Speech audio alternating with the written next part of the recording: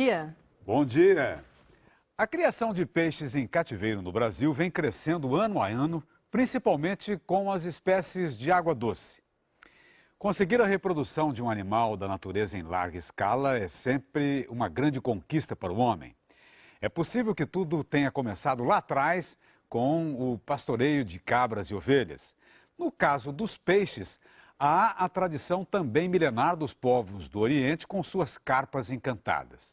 Ora, o Brasil, com as modernas tecnologias de reprodução em laboratório desenvolvidas nas últimas décadas, tem tudo para se dar bem nesse setor. Tem sol, tem água, temperatura, espaço e tem espécies saborosas para trabalhar.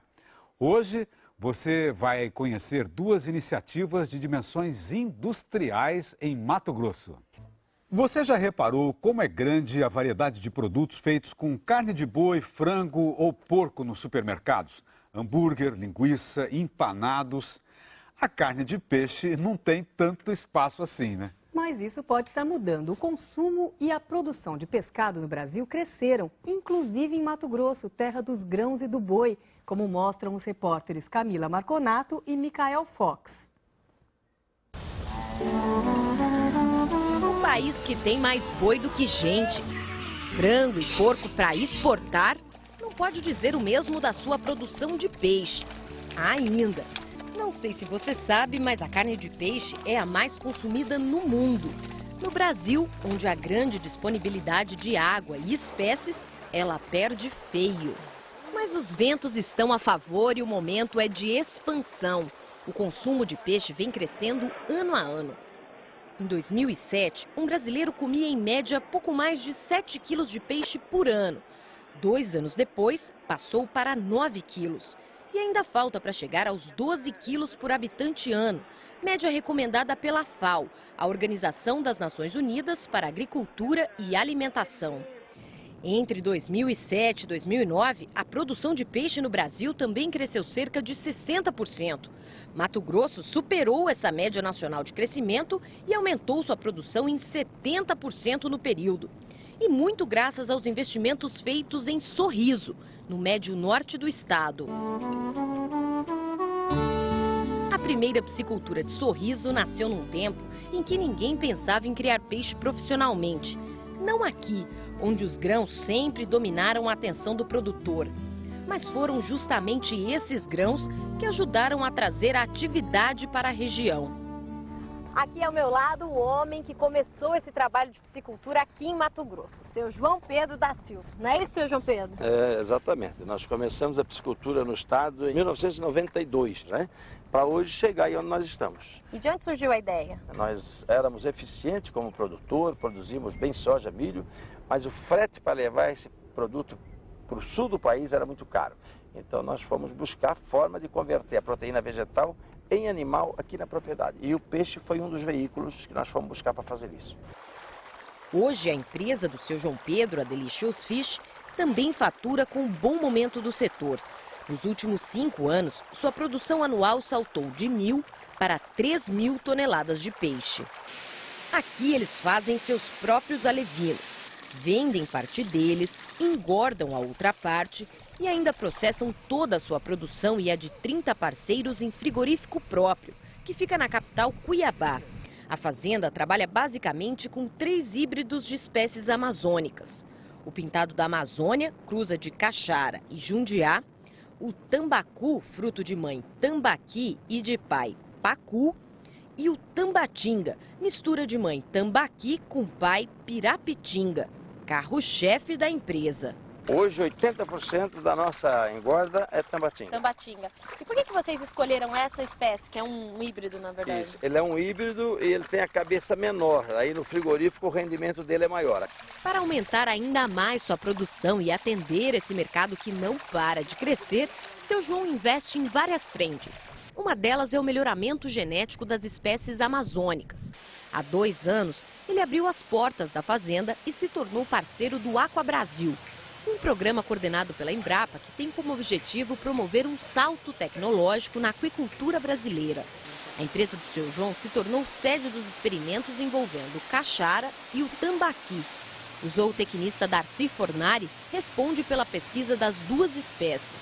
A reprodução dos peixes é feita de forma a capturar os animais da natureza e traz para fazer a reprodução no laboratório. Então, o grande gargalo hoje para a produção de peixes seria o melhoramento genético. Ele está relacionado à produtividade, né, à existência do animal, a sistemas de produção intensivos, né, e ao aumento na produção em geral. Um trabalho sério de melhoramento requer diversidade genética. Quanto mais, melhor. Por isso, outras pisciculturas instaladas na região amazônica também participam do programa, cedendo suas matrizes e reprodutores. Seu João Pedro sabe que os resultados disso tudo são de longo prazo, porém muito valiosos. Eu cheguei no Mato Grosso há 30 anos atrás como pioneiro em soja. Na época nós colhíamos 30 sacos de soja por hectare. Hoje colhe 65, 70, mais que dobrou. Então você imagina o lucro das futuras gerações com o melhoramento genético, que não vai ser diferente. Não vai ser igual. Então a sociedade vai ganhar.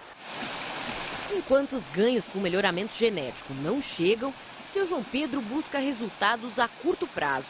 Seguindo sugestão de pesquisadores como o Dr. Darcy, ele também tem apostado suas fichas num sistema de cultivo super adensado que tem um nome em inglês, Raceway.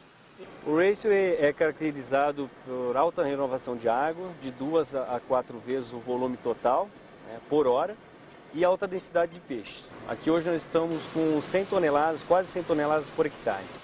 Nos tanques de Raceway da fazenda, seu João Pedro cria pintado da Amazônia. Distribuidores de oxigênio funcionam o tempo todo para manter vivos tantos peixes em espaço tão pequeno. E a mortalidade aqui não é muito alta? Não, mortalidade baixíssima. Né? Controlando bem, por ter uma alta renovação de água, você tem uma boa qualidade da água. Faz quanto tempo já, seu João, que vocês implantaram isso aqui? 6 meses, Camila. Isso aqui era uma sobra de água. E direcionamos essa sobra de água nesses 3 Raceway. E está aí um sucesso tremendo. Nós estamos surpresos com o resultado, Camila. 100 toneladas por hectare. 100 toneladas por hectare. Em área convencional, com muito sucesso, colhe 10 toneladas por hectare. São muitos os planos de expansão. Nos próximos 2 anos, a empresa quer mais que dobrar sua área de cultivo. Quer sair dos atuais 400 hectares de lâmina d'água para cerca de 1.000 hectares. E tem mais. Aqui, eles também estão de olho em outras espécies nativas com potencial de mercado. O pirarucu, considerado o gigante da Amazônia, é o próximo da lista. Dos peixes de escama de água doce, o pirarucu é o maior do mundo. Na natureza, pode chegar a 3 metros de comprimento, cerca de 200 quilos. Sua carne de filé alto é muito valorizada na Amazônia. O problema é que o pirarucu, durante muito tempo, foi superexplorado. Para proteger a espécie, a pesca foi proibida. Comer pirarucu hoje só é possível se ele vier de cativeiro ou áreas de manejo, que não são muitas. Daí a oportunidade de negócio que seu João Pedro não quer deixar escapar. O pirarucu tem essa vantagem do grande ganho de peso e ele é um peixe, ele descama, igual o bacalhau. E nós pretendemos vendê-lo como o bacalhau brasileiro, né? Tem potencial de mercado? Muito, é infinito o potencial de mercado pela condição que nós temos de preço ao consumidor e pela efetiva também qualidade que ele tem. Ele vai concorrer com o bacalhau sem dúvida nenhuma. Seu João Pedro começou a criar pirarucu há 2 anos. Na fazenda, hoje, ele mantém 254 exemplares da espécie. Animais que ele comprou de outros criadores habilitados. As matrizes e os reprodutores já estão bem adaptados ao cativeiro, têm bom ganho de peso. O desafio agora é fazer com que eles se reproduzam nos tanques. Em se tratando de pirarucu, a tarefa não é muito fácil não. Seu João Pedro criou até um motel para ver se consegue capturar os primeiros alevinos ainda este ano. O pirarucu, ele é um dos poucos animais que o homem não pode pegar um macho e uma fêmea e fazer reproduzir. Ele tem que namorar, e se afinar, criar o casal espontâneo. Para isso nós damos a condição que os cientistas descobriram da natureza. Um tanque grande onde eles estão, e aí tem vários tanques pequenos, por isso que chama Motel do Pirarucu, onde ele vai achar esse tanque, vai se refugiar, e ali ele vai formar o casal, o território dele, um casal. Aí vai ter um homem treinado, acompanhando isso, a partir daí começa a desovar. Ele vai desovar e o homem daí vai roubar essa ninhada de filhote deles, vai levar para o laboratório, vai ensinar a comer e aí vai embora.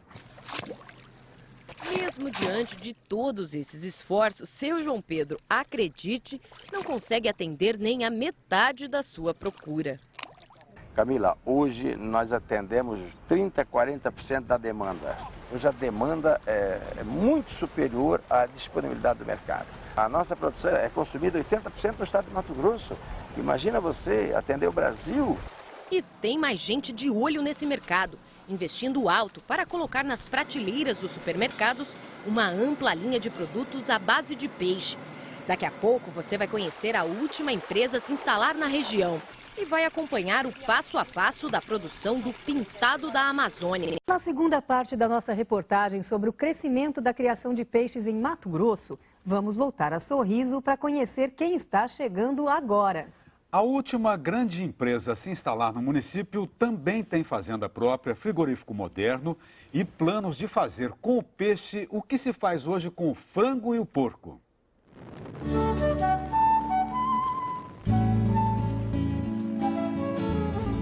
Sorriso, terra da soja, está se tornando também terra do peixe. E o município tem potencial. Os tanques que sobrevoamos agora são relativamente novos e parte de um projeto ambicioso. A última empresa a se instalar aqui na região chegou, como se diz, chegando. Com investimentos na ordem de 80 milhões e apenas 2 anos de funcionamento, ela processa cerca de 20 toneladas de peixe por dia e já é considerada uma das mais modernas do país no seu segmento. Pedro Furlan, diretor-presidente e fundador da empresa batizada Native, diz que pretende implantar o mesmo modelo de produção do frango e do porco no peixe. Bom, a Native, ela veio para um segmento ainda bem informal, que é o segmento de pescado, querendo atuar como se atua no Brasil nas outras proteínas. Então, com profissionalismo, com gestão, com controle de qualidade, rastreabilidade em todo o processo produtivo, com um conceito de inovação, de praticidade, diferente do que o mercado de pescado hoje no Brasil aí, normalmente trabalha.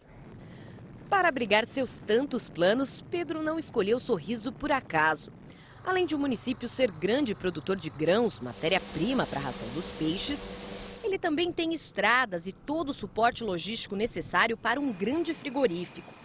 O perfil empreendedor do produtor rural da região também agrada. A empresa vai precisar de muitos parceiros.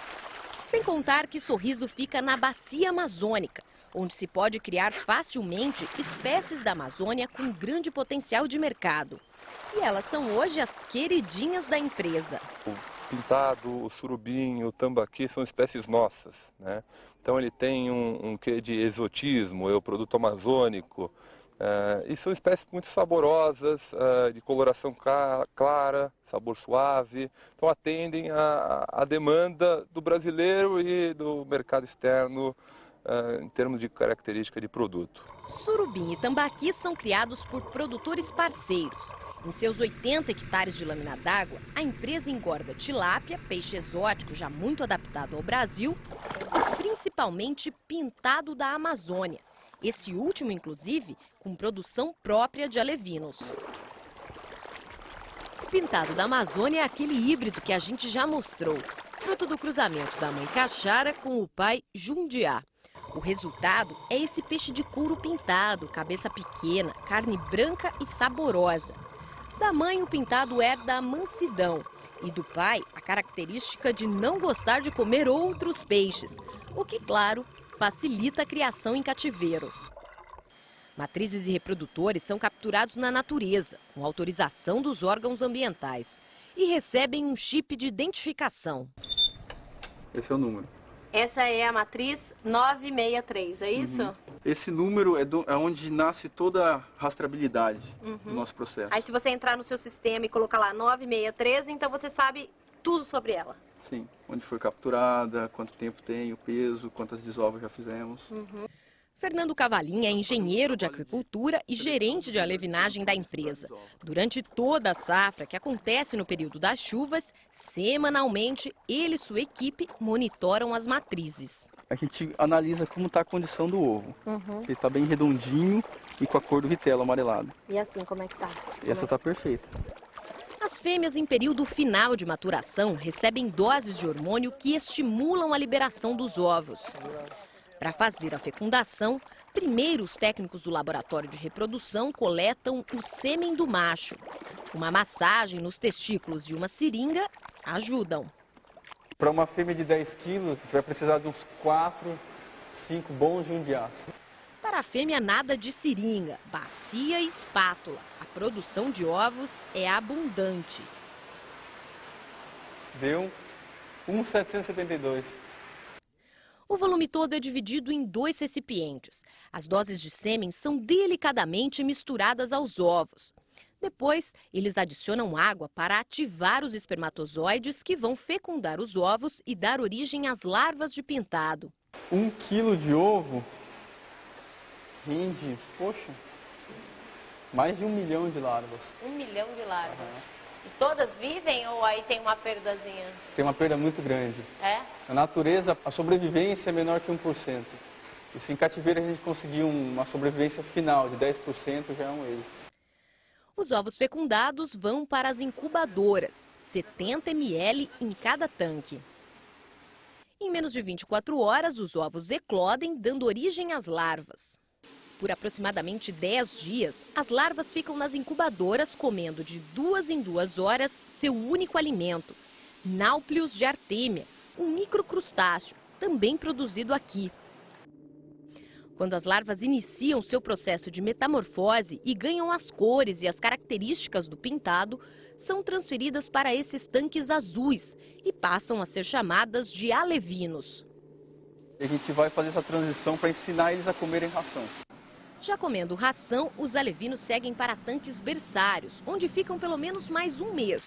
Agora aprendendo a comer durante o dia, já que esse tipo de peixe tem hábito noturno.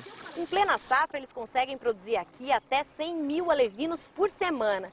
E um pintadinho desse aqui, ó, com 3 gramas, 8 centímetros, ele já está pronto para seguir para o processo de engorda. Não é isso, Fernando? É isso aí, Camila. Um alevino com esse tamanho já está comendo ração de dia e é pronto para ser encaminhado aos nossos parceiros ou ficar aqui com a gente na fazenda para engorda. Os pintadinhos que ficam aqui na fazenda da empresa passam por tanques de alevinagem e recria até chegarem aos de engorda, que são de responsabilidade do engenheiro de pesca Lisandro Bauer. Os peixes chegam aqui com um peso médio de 250 gramas e são engordados até 1,5 kg, certo? Esse tempo são de 7 meses, esse tempo de engorda. E são 5 toneladas de ração por dia para, nesse período, mandar para o frigorífico da empresa pelo menos 7 toneladas de pintado por hectare de lâmina d'água.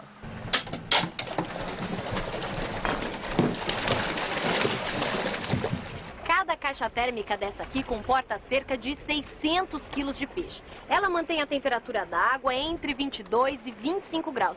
E ainda conta com um sistema de distribuição de oxigênio. E com tudo isso aqui, Fausto, ainda tem peixe que chega morto ao frigorífico? Não, morto não chega, porque o peixe sai daqui e ele é monitorado daqui até o frigorífico. Aqui a gente mede o oxigênio e a temperatura da água.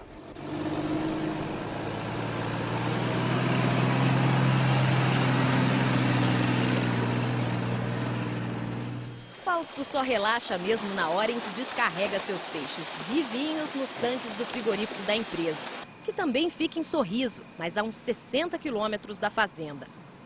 O frigorífico tem instalações modernas e um rígido controle sanitário para os peixes e para os visitantes. A sala de abate foi montada para atender às normas de bem-estar animal. Os peixes perdem todos os sentidos antes de morrer. Assim, não sentem dor. Nós baixamos a temperatura com água e gelo próximo a 0 grau para que o animal seja insensibilizado.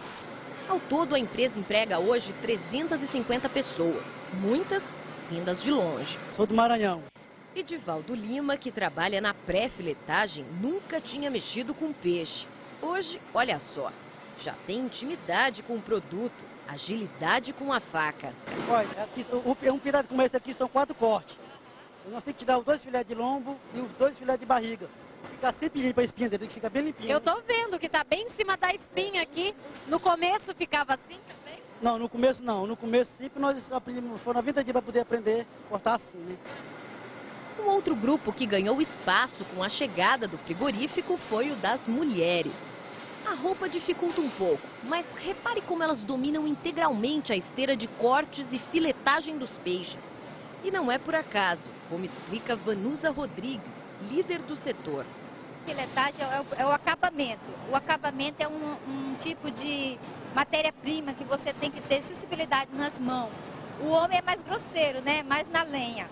Nosso produto tem que passar já totalmente limpo de espinha, de pele.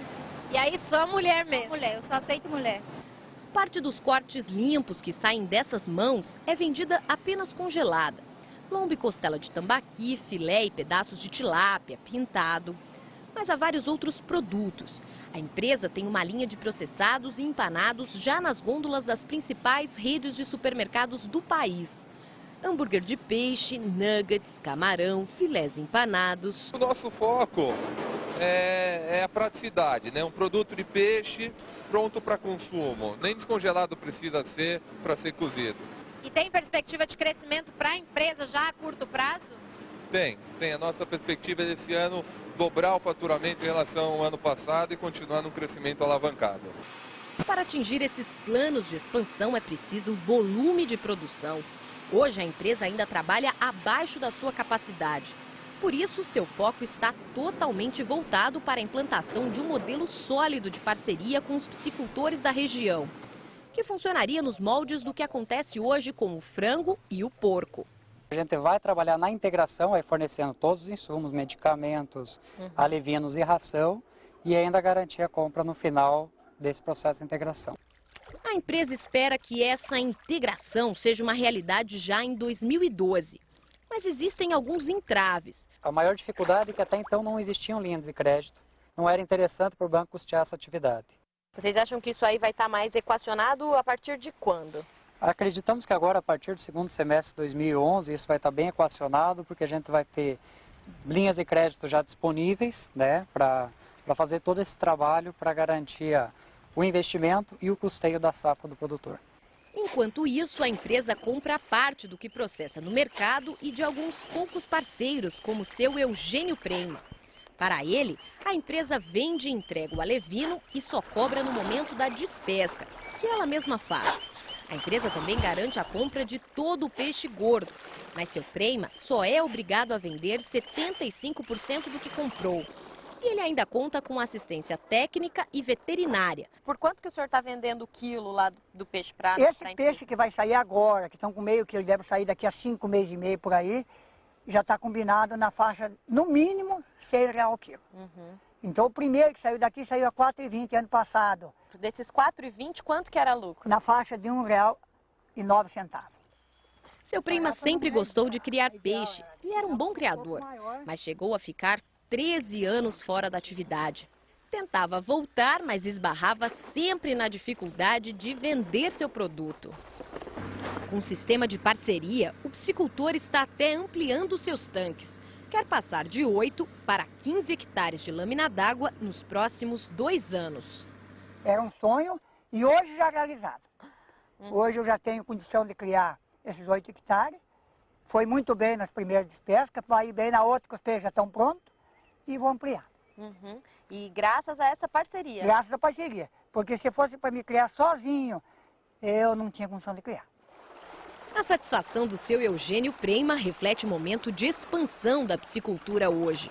O Brasil é um dos países com maior potencial para o cultivo de peixes e parece finalmente ter atentado para essa realidade.